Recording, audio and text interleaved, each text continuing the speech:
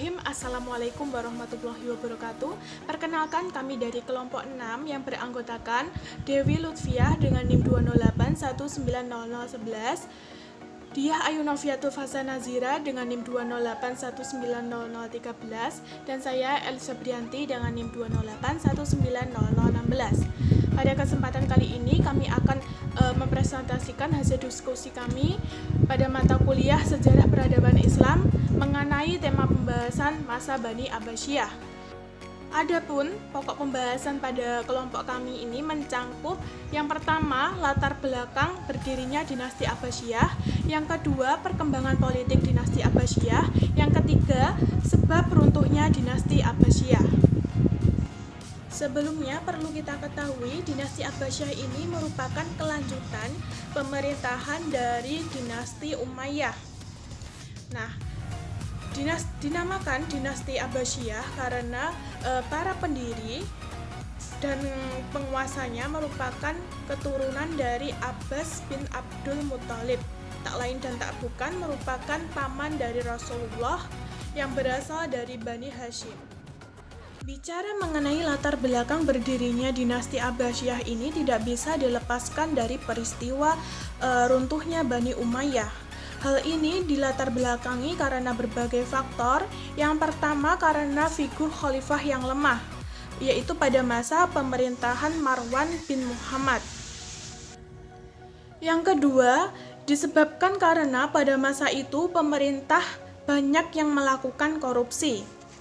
Yang ketiga, yaitu banyaknya perebutan kekuasaan dari keluarga Umayyah sehingga mengalami kekisruhan politik dalam negeri. Faktor yang kedua yang melatar belakangi terbentuknya dinasti Abbasiyah ini dikarenakan karena ketidakpuasan kebijakan yang dilakukan pada masa pemerintahan dinasti Umayyah. Ketidakpuasan ini dirasakan oleh beberapa kelompok. Yang pertama yaitu kelompok Mawali atau kelompok Muslim non-Arab yang merasa kedudukan mereka sebagai warga kelas 2 di bawah kelompok Muslim Arab. Kelompok yang kedua yaitu kelompok Syiah dan Khawarij yang menganggap bahwa dinasti Umayyah ini telah merampas kekhalifahan. Yang ketiga yaitu kelompok Muslim Arab di Mekah, Madinah maupun Irak yang merasa sakit hati atas perlakuan istimewa yang dilakukan kepada kelompok penduduk Suriah. Yang terakhir yaitu kelompok Muslim Arab maupun non-Arab yang memprotes gaya kepemimpinan dan hidup mereka yang mewah serta jauh dari ajaran Islam. Atas dasar ketidakpuasan terhadap kebijakan dinasti Umayyah, keempat kelompok ini melakukan koordinasi yang dipimpin oleh Al-Abbas yang merupakan seorang paman dari Nabi Muhammad untuk melakukan pemberontakan serta penyerangan kepada dinasti Umayyah. Kemudian kita akan membahas mengenai proses pembentukan dinasti Abbasiyah. Dinasti Abbasiyah ini terbentuk sejak tahun 750 Masehi hingga 1258 Masehi. Sekitar 550 tahun, 5,5 abad ya, dengan ibu kota berpusat di Baghdad. Proses pembentukan dinasti Abbasiyah ini dilakukan melalui beberapa tahap. Yang pertama yaitu gerakan bawah tanah. Pembentukan gerakan bawah tanah ini dilakukan melalui propaganda, yaitu menyusun strategi secara diam-diam. Nah, tokoh dari gerakan bawah tanah ini antara lain yaitu Muhammad Al-Abbas, Ibrahim Al-Imam, dan juga Abu Muslim Al-Khurasani. Dari ketiga tokoh tersebut, yang paling berhasil untuk menyukseskan gerakan bawah tanah ini yaitu Abu Muslim Al-Khurasani. Beliau juga merupakan salah satu panglima besar Muslim. Yang kedua yaitu melalui politik sahabat. Nah, di sini keturunan Bani Abbas tidak menunjukkan rasa permusuhan baik kepada dinasti Umayyah maupun kepada kelompok lainnya. Yang ketiga, menggunakan nama Bani Hashim. Hal ini disebabkan karena Ali bin Abdullah merupakan paman dari Nabi Muhammad dari keturunan Bani Hashim. Nah, hal ini dimanfaatkan untuk memperoleh dukungan serta simpati dari berbagai kelompok, terutama kelompok Ali yang merupakan dari golongan Syiah. Kemudian yang terakhir, menetapkan berbagai kota sebagai pusat kegiatan. Yang pertama yaitu kota Humayyah sebagai pusat perencanaan organisasi, yang kedua kota Kufah sebagai kota penghubung, dan Khurasan sebagai pusat gerakan praktis. Selanjutnya kita akan membahas mengenai tokoh-tokoh pendiri dari dinasti Abbasiyah. Siapa saja kita akan bahas bersama-sama. Yang pertama yaitu Ali bin Abdullah. Beliau merupakan keponakan dari Nabi Muhammad, serta beliau juga mempunyai peran dalam perencanaan dan persiapan pembentukan dinasti Abbasiyah, tepatnya pada gerakan bawah tanah dan di masa pemerintahan Umar bin Abdul Aziz. Nah, pada masa pemerintahan Umar bin Abdul Aziz ini terkenal dengan gaya kepemimpinannya yang tenang, sehingga Bani Abbas di sini, terutama Ali bin Abdullah ini memiliki celah untuk menyusun berbagai strategi atau disebut dengan gerakan bawah tanah tepatnya di kota Humayyah untuk merebut kekuasaan dari Bani Umayyah. Namun sayangnya sebelum rencana dari Ali bin Abdullah ini berhasil, ternyata beliau wafat. Kemudian digantikan oleh anaknya yaitu Muhammad bin Ali.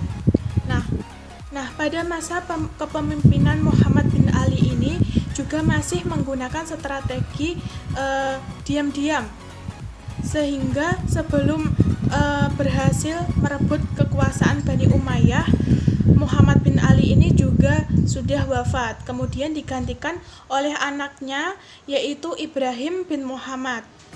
Dalam menjalankan misinya, Ibrahim bin Muhammad ini menggandeng salah seorang yaitu Abu Muslim Al-Khurasani yang diangkat sebagai panglima perang. Namun upaya yang dilakukan oleh Ibrahim bin Muhammad ini dianggap sebagai bentuk ancaman, sehingga beliau ditangkap dan diasingkan hingga beliau wafat. Kemudian upaya ini dilanjutkan oleh adiknya yaitu Abu Abbas As-Soffah. Pada masa pemerintahan Abu Abbas As-Soffah ini, bentuk penyerangan serta pemberontakan pun terjadi secara terang-terangan. Hingga akhirnya beliau berhasil untuk menaklukkan daerah kekuasaan dari dinasti Umayyah di seluruh penjuru kecuali Andalusia. Setelah kekuasaan Daulah Umayyah berhasil digulingkan oleh Abu Abbas As-Soffah, maka terbentuklah secara resmi dinasti Abbasiyah. Nah, setelah itu siapa saja khalifah dinasti Abbasiyah? Nah, pada masa pemerintahan dinasti Abbasiyah ini tergolong pemerintahan muslim yang paling lama, yaitu selama 5,5 abad.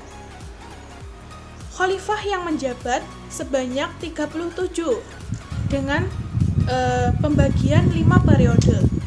Dari ke-37 khalifahan pada masa dinasti Abbasiyah ini, terdapat 3 khalifah yang paling menonjol serta membawa perubahan besar terhadap dinasti Abbasiyah. Yang pertama yaitu Ja'far Al-Mansur, Harun Ar-Rasyid, dan juga Abdullah Al-Ma'mun. Masa pemerintahan dinasti Abbasiyah ini dikelompokkan menjadi 5 periode, yaitu sebagai berikut.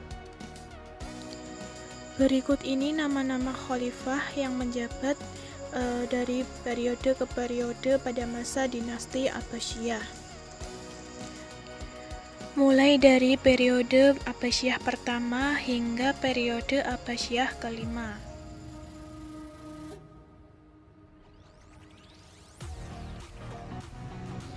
Assalamualaikum warahmatullahi wabarakatuh. Perkenalkan, nama saya Dewi Lutfiah, NIM 208190011. Di sini saya akan membahas tentang perkembangan politik pada masa Bani Abbasiyah. Yaitu poin yang pertama, pada awal berdirinya Daulah Abbasiyah. Yang kedua, periode kekuasaan. Yang ketiga, kebijakan politik yang dikembangkan.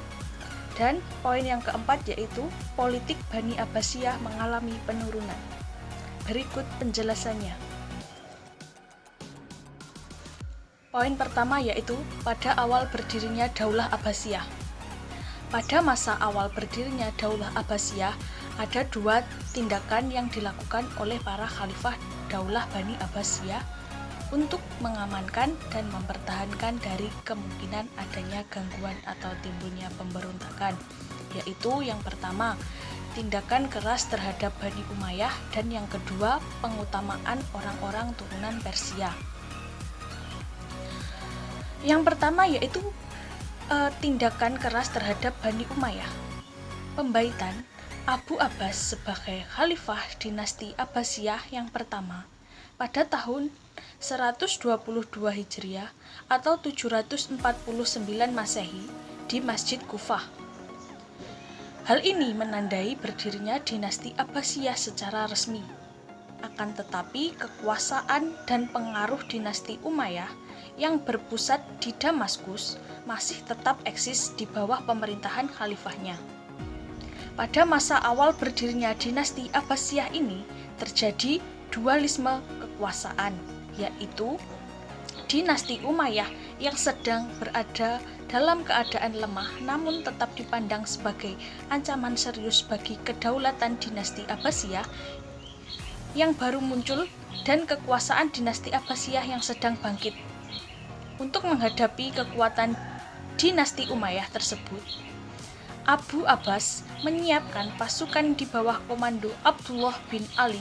Akhirnya terjadi pertempuran yang dahsyat antara pasukan Abbasiyah dengan pasukan Umayyah di lembah Sungai Zab.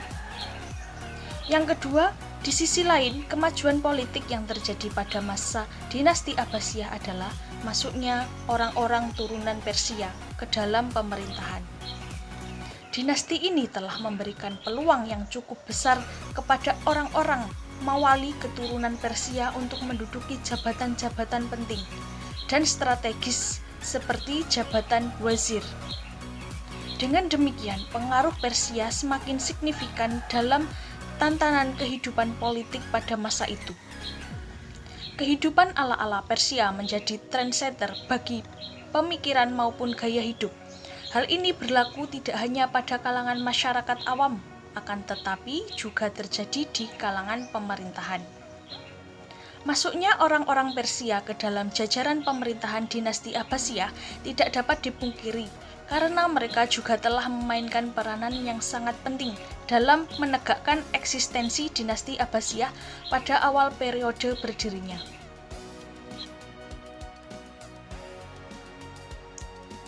Yang poin kedua yaitu periode kekuasaan. Pada periode kekuasaan ini terbagi menjadi 4 periode, yaitu yang pertama periode awal, yang kedua periode lanjutan, yang ketiga periode Buwayhi, dan yang keempat periode Saljuk. Untuk periode pertama yaitu periode awal. Pada periode ini diawali pemerintahan Abu Abbas menjadi khalifah-khalifah Al-Wathik pada tahun 750 Masehi sampai 847 Masehi. Masa ini merupakan masa keemasan dinasti Abbasiyah. Terdapat 10 khalifah yang berkuasa, yaitu Abdul Abbas, Abu Ja'far al-Mansur, Al-Mahdi, Al-Hadi, Harun ar-Rasyid, Al-Amin, Al-Ma'mun, Al-Mutasim, dan Al-Wathik. Yang kedua yaitu periode lanjutan. Periode lanjutan ini terjadi pada tahun 847 Masehi sampai 945 Masehi. Periode ini diawali dengan meninggalnya Khalifah Al-Wathik dan berakhir ketika keluarga Buwayhi bangkit memerintah pada tahun 847 sampai 932 Masehi. Sepeninggal Al-Wathik, Al-Mutawakkil naik menjadi khalifah. Masa ini ditandai dengan bangkitnya pengaruh Turki. Pada periode ini muncul persaingan antara militer di Baghdad dan di Samara, bahkan antara kelompok masing-masing kota. Munculnya beberapa orang yang mengaku sebagai keturunan Ali bin Abi Thalib dan berkeinginan merebut khalifah. Yang ketiga yaitu periode Buwaihi. Masa ini diawali pada tahun 945 Masehi sampai 1055 Masehi. Periode ini dimulai dengan bangkitnya Bani Buwaihi hingga muncul Bani Saljuk. Kawasan Bani Buwaihi mencakup Irak dan Persia Barat. Pada masa ini kekuasaan Khalifah Abbasiyah secara de facto dipegang oleh Bani Buwaihi, dan paham yang dianut oleh Bani Buwaihi berbeda dengan paham yang dianut oleh Bani Abbasiyah. Dinasti Buwaihi menganut paham Syiah, sedangkan dinasti Abbasiyah menganut paham Sunni. Untuk yang terakhir, periode Saljuk. Masa ini terjadi pada tahun 1055 Masehi sampai 1258 Masehi. Periode ini diawali ketika suku Saljuk mengambil alih pemerintahan dan mengontrol kekhalifahan Bani Abbasiyah pada tahun 447 Hijriah atau 1055 Masehi. Masa dinasti Saljuk berakhir pada tahun 656 Hijriah atau 1258 Masehi ketika bala tentara Mongol menyerbu dan menghancurkan Baghdad sebagai pusat dinasti Abbasiyah. Selanjutnya yaitu kebijakan politik yang dikembangkan. Kebijakan politik yang dikembangkan pada masa Bani Abbasiyah yaitu terdapat 5. Yang pertama yaitu menghentikan diskriminasi atas kelompok non-Arab. Pemberontakan yang mengantar dinasti Abbasiyah ke kekuasaan disebabkan oleh kebijakan diskriminatif dari dinasti Umayyah yang meletakkan orang Arab sebagai kalangan atas dan bangsa lain seperti Persia dan Turki sebagai kalangan bawah. Yang kedua, membangun ibu kota baru di Baghdad. Pada dinasti Bani Abbasiyah ini memindahkan pusat kekhalifahannya dari kota Damaskus di Syria dipindahkan ke Baghdad yang berada di Irak, sebuah kota baru yang mereka bangun khusus sebagai ibu kota. Pemindahan ibu kota ini memiliki beberapa alasan seperti letak Baghdad yang dekat dengan Iran yang merupakan basis pendukung Abbasiyah serta posisi Baghdad yang terletak di tepi sungai Tigris dengan tanah yang subur. Yang ketiga, mendirikan Baitul Hikmah sebagai lembaga pengembangan ilmu pengetahuan. Perkembangan ilmu pengetahuan pada masa Bani Abbasiyah berkembang pesat setelah pada masa pemerintahan Khalifah Harun ar-Rasyid dan anaknya Al-Ma'mun yang mendirikan Baitul Hikmah, yaitu seperti perpustakaan. Atau lembaga ini disebut dengan lembaga pendidikan sekaligus lembaga penerjemah yang menerjemahkan kitab Yunani kuno dan kitab-kitab India. Yang keempat, mempertahankan diri dari kekerasan Romawi Timur. Dibandingkan dinasti Umayyah, dinasti Abbasiyah bersifat kurang menekankan perluasan kekuasaan. Namun mereka tetap aktif dan mempertahankan diri bila diserang. Yang kelima yaitu membentuk pasukan gulam. Pasukan gulam adalah pasukan yang terdiri dari para prajurit, budak yang dimiliki dan setia pada khalifah. Pasukan ini pertama dibentuk oleh Khalifah Ali Mutasim yang memerintah pada tahun 833 sampai 842 Masehi, yang menginginkan pasukan yang setia padanya saja, bukan pada suku seperti pasukan-pasukan sebelumnya. Poin yang terakhir yaitu politik Bani Abbasiyah mengalami penurunan. Salah satu faktor politik Bani Abbasiyah mengalami penurunan yaitu terdapat 2 faktor. Yang pertama, faktor internal, yang kedua faktor eksternal.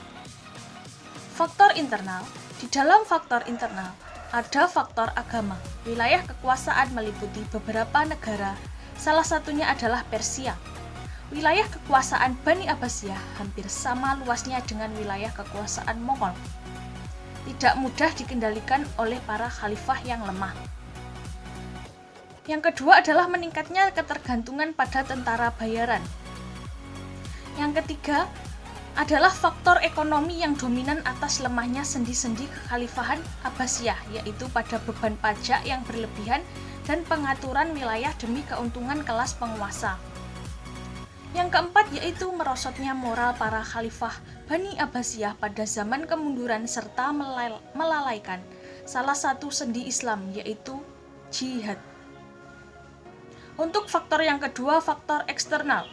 Di samping faktor internal, ada juga faktor eksternal yang membawa nasib dinasti terjun ke jurang kehancuran total, yaitu adanya serangan bangsa Mongol. Latar belakang penghancuran dan penghapusan pusat Islam di Baghdad, salah satu faktor utamanya adalah gangguan kelompok Asasin yang didirikan oleh Husain bin Sabbah pada tahun 1256 Masehi.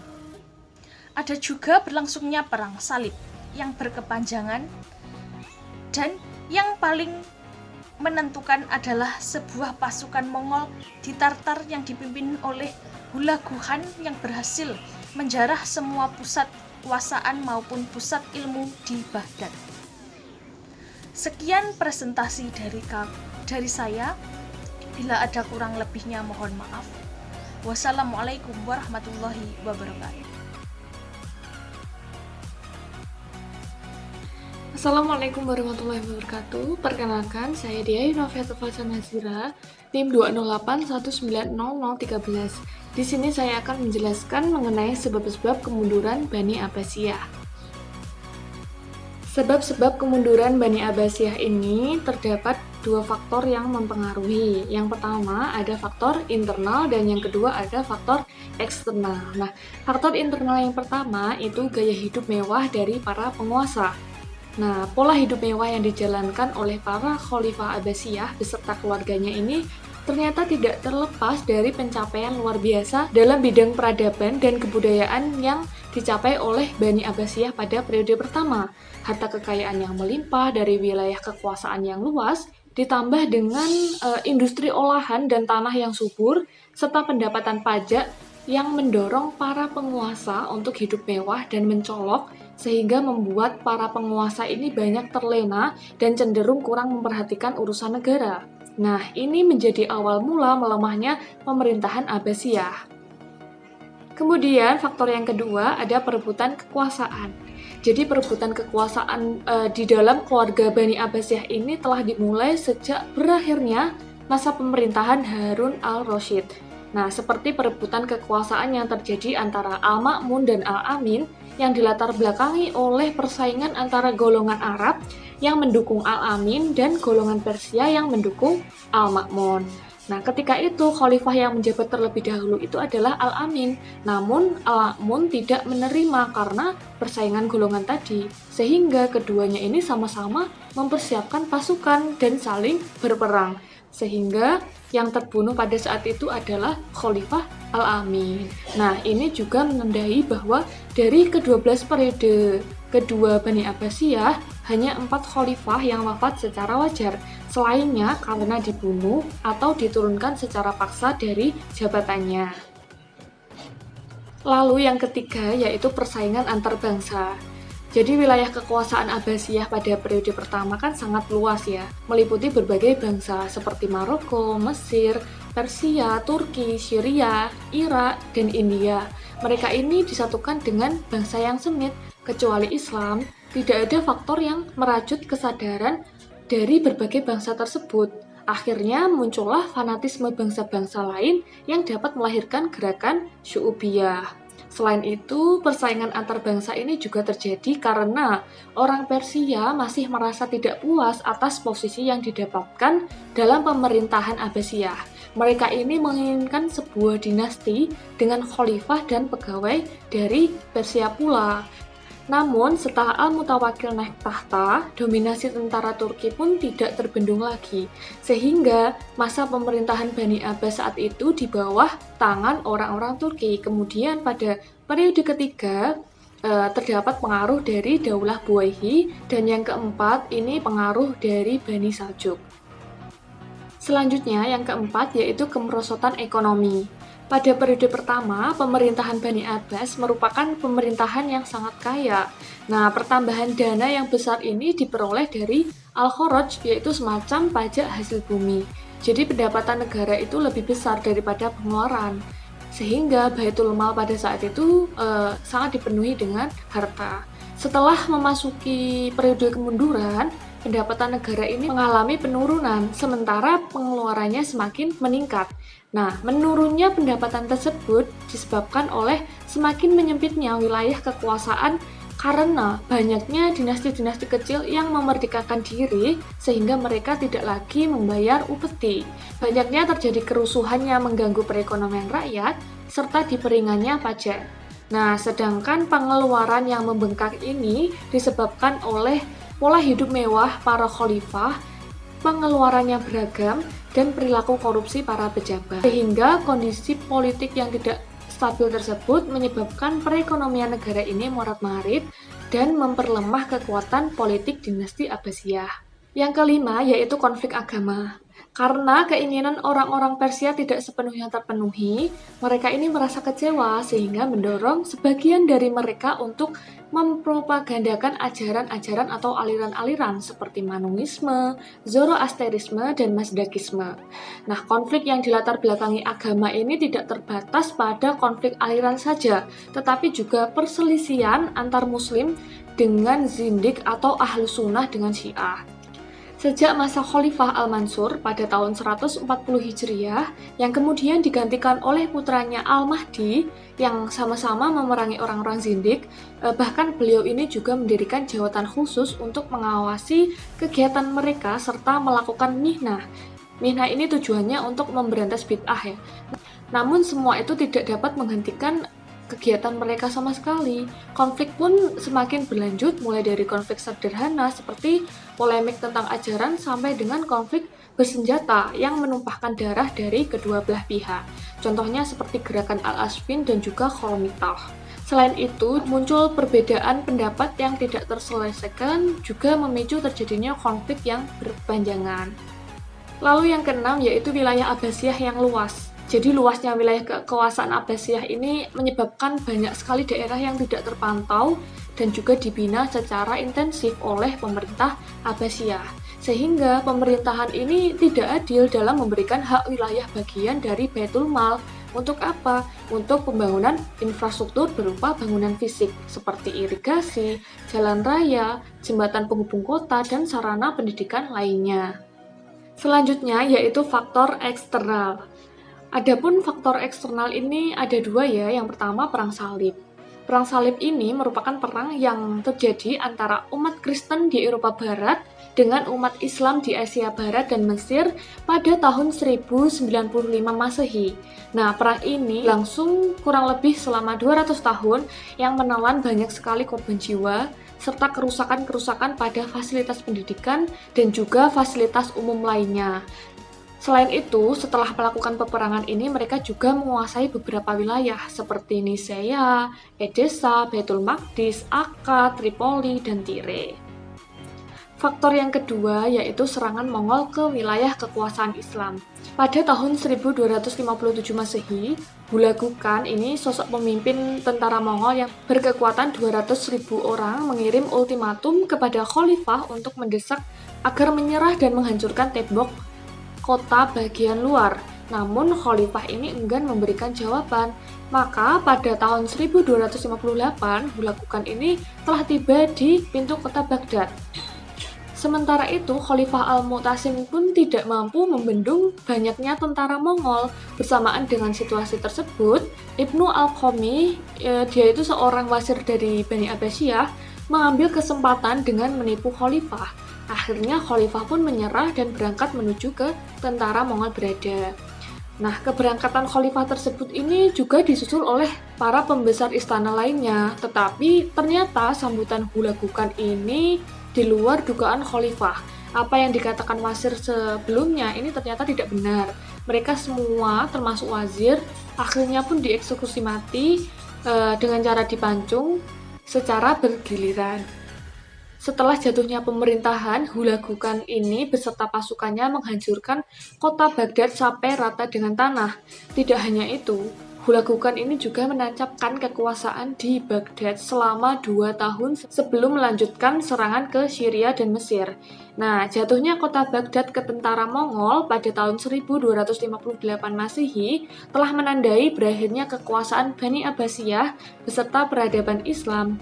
Kota Baghdad yang sebelumnya sebagai pusat kebudayaan dan peradaban yang kaya sekali akan khazanah ilmu pengetahuan, lenyap begitu saja di tangan pasukan Mongol yang menelan sekitar 800.000 hingga 1 juta kaum muslimin di Baghdad. Sekian presentasi dari kelompok kami, apabila ada kurang lebihnya kami memohon maaf. Akhiran wassalamualaikum warahmatullahi wabarakatuh.